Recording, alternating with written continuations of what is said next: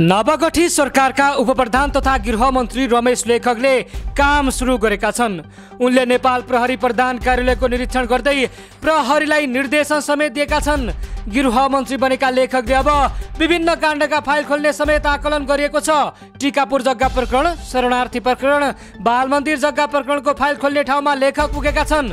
उनले अब भिआइपीलाई जेल कोस्नेदेखि सहकारी पीडितको आँसु पुस्ने समेत अपेक्षा गरिएको छ। लेखकले गृहमन्त्री बनेकै दोस्रो दिन त्रिशुलीमा हराएका बस र यात्रुको खोजी कार्यलाई अझ प्रभावकारी बनाउन निर्देशन दिएका थिए। कसैले समाउनै नसकेका जीवी राईको कठालो समातेर जेल हाल्ने जिम्मेवारी समेत लेखकको काँधमा आएको छ।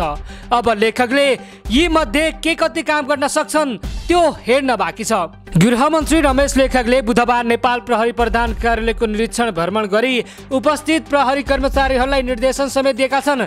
गृहमन्त्री लेखकलाई नेपाल प्रहरी प्रधान कार्यालयमा प्रहरी महानिरीक्षक बसन्त कुवर, प्रहरी अतिरिक्त महानिरीक्षकहरू, प्रहरी नायब महानिरीक्षकहरू लगायत वरिष्ठ प्रहरी अधिकृतहरूले स्वागत गरेका थिए।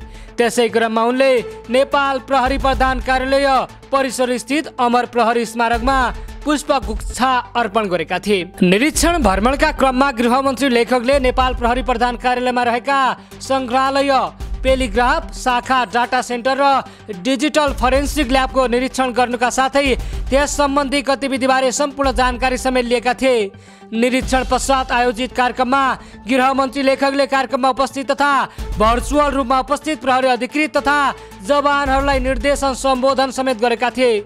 सो क्रममा उनले कानुनी व्यवस्था कायम गर्न, शान्ति सुरक्षा तथा अपराध अनुसन्धान एम्बिन नियन्त्रण गरी मुलुक वा समाजलाई न्याय दिने र सशस्त्र द्वन्द्वका क्रममा जीवन प्रवाह नगरी निर्भीकतापूर्वक आफ्नो कर्तव्य पालना गर्ने सवालमा नेपाल प्रहरीले उत्कृष्ट काम गरेको समेत बताएका थिए। गृहमन्त्री लेखकले नेपाल प्रहरीको इतिहास गर्व गर्न लायक रहेको उल्लेख गर्दै सीमित साधन स्रोतका बावजुद पनि शान्ति सुरक्षा कायम गर्न, अपराध अनुसन्धान एवं विपदको समयमा उद्धार गर्न, जोखिमबाट बचाउन नेपाल प्रहरीले निर्वाह गरेको भूमिका महत्त्वपूर्ण रहेको बताएका थिए।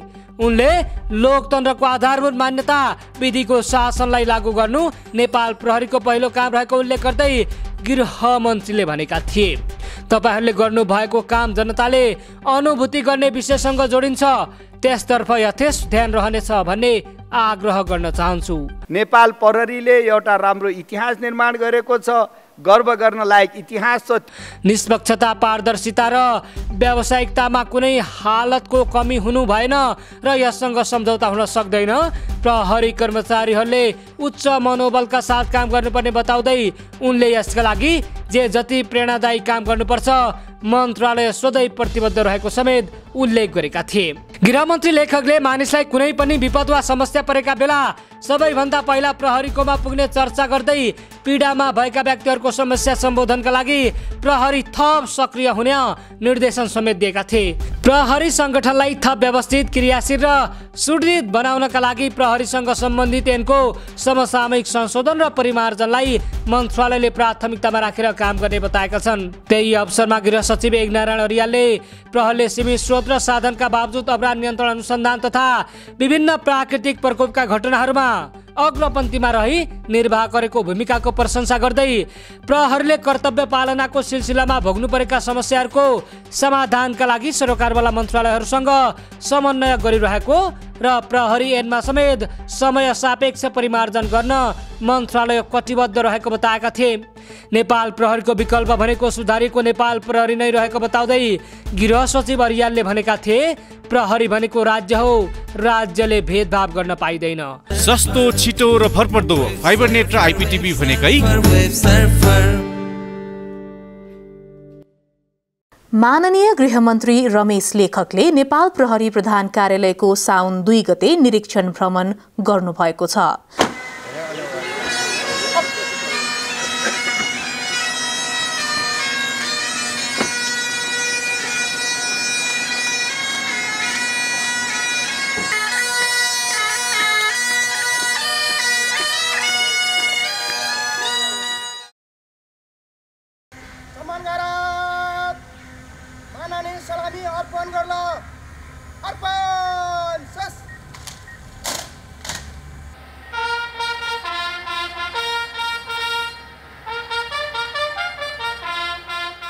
निरीक्षण भ्रमणको क्रममा गृहमन्त्री लेखकले नेपाल प्रहरी प्रधान कार्यालय परिसर स्थित अमर प्रहरी स्मारकमा पुष्पगुच्छा अर्पण गर्नुभयो।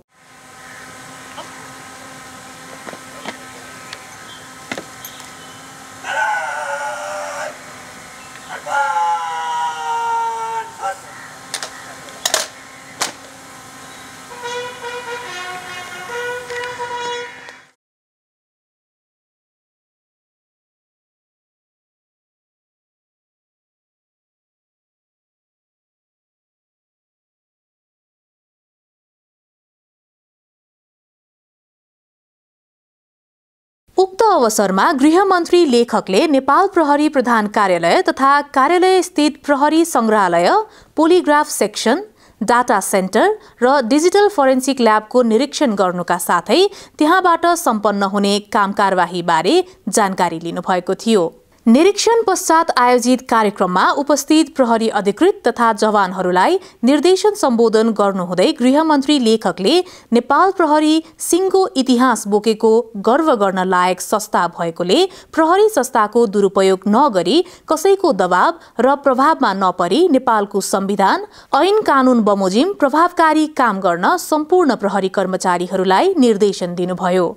साथै नेपाल प्रहरीलाई आवश्यक स्रोत साधनको व्यवस्थापन गर्न र प्रहरी कर्मचारीको मनोबल उच्च राख्नको लागि प्रेरणादायी कामहरू गर्न गृह मन्त्रालय प्रतिबद्ध रहेको बताउनु भएको थियो। समग्रमा भन्नुपर्दा नेपाल प्रहरीले एउटा राम्रो इतिहास निर्माण गरेको छ, गर्व गर्न लायक इतिहास छ। त्यो इतिहासलाई निरन्तरता दिनका लागि तपाईहरू अत्यन्त उच्च मनोबलका साथ काम गर्नुहोला।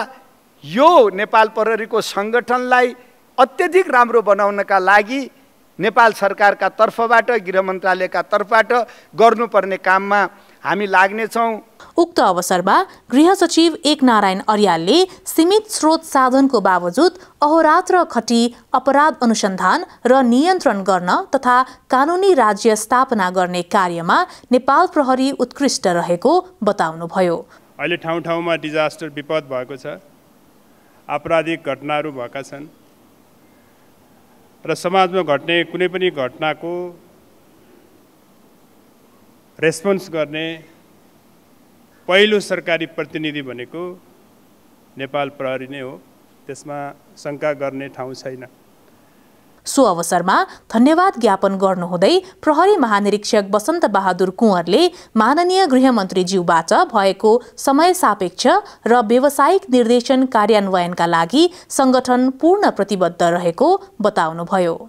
यसै अवसरमा माननीय गृहमन्त्रीज्यूबाट व्यक्त सारगर्भित निर्देशन नेपाल प्रहरीका सकल दर्जाको लागि मार्गनिर्देशनको रूपमा आगामी दिनहरूमा अक्षरशः पालन हुने विश्वास समेत दिलाउन चाहन्छु।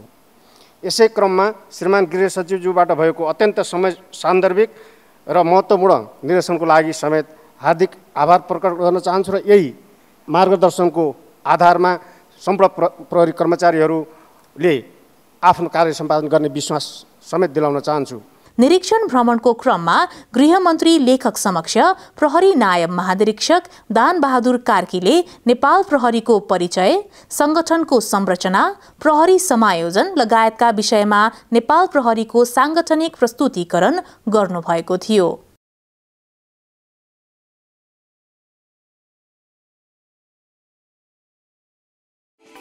अब सोफा तथा सम्पूर्ण फर्निचर खरिद गर्दा सिधै फ्याक्ट्रीबाट खरिद गर्नुहोस्। Online sofa centre, Vasundhara Kathmandu. Phone number 9851334867। विश्वास दिँदै अघि बढ्दै।